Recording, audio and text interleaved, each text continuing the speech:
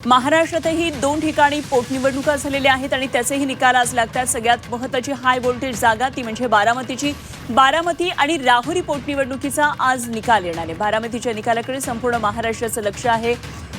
राज्याचे उपमुख्यमंत्री अजित पवार यांचा मृत्यू झाल्यानंतर रिक्त झालेली जागा आणि त्या जागेवर त्यांच्या पत्नी आणि सध्याच्या उपमुख्यमंत्री सुनेत्रा पवार उमेदवार आहेत। त्यामुळे किती मताधिक्य सुनेत्रा पवार आजच्या या निवडणुकीमध्ये निकालामध्ये घेतात हे आपल्याला पाहायचं आहे आणि याचीच उत्सुकता खरं तर संपूर्ण राज्यभरामध्ये आहे।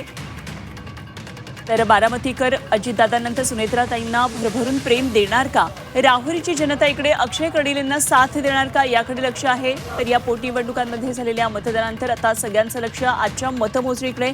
या पोटनिवडणुकीसाठी 23 एप्रिलला मतदान झालं होतं। आता मतमोजणीला काही वेळामध्ये सुरुवात होणार आहे। MIDC मधल्या वखार महामंडळाच्या गोदामामध्ये ही प्रक्रिया पार पडणार आहे।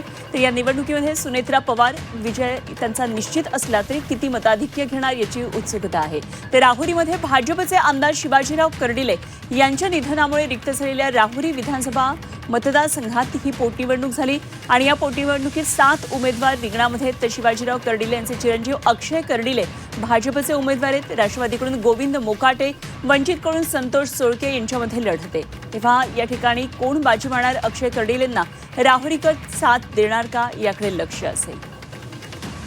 तर एक्झिट पोलचा कौल हा सुनेत्रा पवारांच्या बाजूने लागलेला आहे। 87 ते 92% मतं मिळण्याचा अंदाज व्यक्त केलेला आहे आणि इतर उमेदवारांना बारामतीमध्ये 8 ते 10% मतं मिळतील असा अंदाज आहे। अर्थातच हे सगळे अंदाज आहेत एक्झिट पोल्स। एकदा आपण पाहूया ग्राफिक्सद्वारे बारामती आणि राहुरीमध्ये एक्झिट पोलचा हा सगळा अंदाज कसा होता। सुनेत्रा पवारांना 87 ते 92% मतं मिळण्याचा अंदाज व्यक्त केला आहे।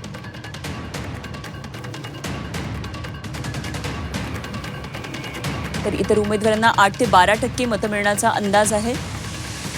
अक्षय कर्डिलेंना राहुरीकरांचा कौल असेल एक्झिट पोलचा हा अंदाज आहे आणि आज या महानिकालांमध्ये अक्षय कर्डिलेंना किती मतं मिळतात पाहायचे। 70 ते 75% मतं मिळण्याचा अंदाज आहे अक्षय कर्डिलेंना। तर गोविंद मोकाटेंना 15 ते 20% मतं मिळतील असा एक अंदाज आहे। शरदचंद्र पवार पक्षाचे ते उमेदवार आहेत।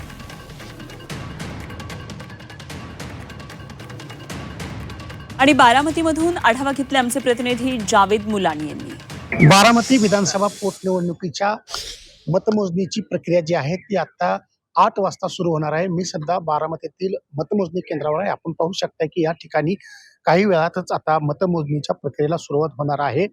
एकूण 2,23,000हून अधिक मतदारांनी आपला मतदानाचा हक्क बजावला होता। या निवडणुकीत जे आहे ते एकूण 23 उमेदवार रिंगणात होते, मात्र एकही सुनेत्रा पवार वगळता एकही तगडा उमेदवार नव्हता किंवा एक राष्ट्रीय मोठ्या पक्षाचे उमेदवार नव्हते। काही होते त्यांनी देखील आपला सुनेत्रा पवारांना पाठिंबा दर्शवला, तर इतरांनी प्रचार देखील केला नव्हता। त्यामुळेच आता ही निवडणूक एकतर्फी आहे। सर्व यंत्रणा जी आहे ती स्ट्रॉंग रूमच्या बाहेर सज्ज करण्यात आलेल्या आहेत। पोलीस असतील, SRP जवान असतील किंवा SRPFचे जवान असतील हे देखील या ठिकाणी मोठ्या संख्येने तैनात करण्यात आलेले आहेत। त्याचबरोबर ही जी निवडणूक आहे ती बिनविरोध व्हावी अशी सर्वांची इच्छा होती, मात्र ती झालेली नाही। एकूणच भावनिक तिची लाट आहे। उपमुख्यमंत्री अजित पवार यांच्या निधनानंतरची ही पोटनिवडणूक असल्या कारणामुळे आता यामध्ये सुनेत्रा पवार ह्या किती मताधिक्याने निवडणुकीमध्ये विजयी होणार, किती मताधिक्याने आणि म्हणजेच अर्थात लीड किती पडणार याकडेच आता सर्वांचे लक्ष लागून राहिलेले आहे। जावेद मुलानी, G24 तास, बारामती।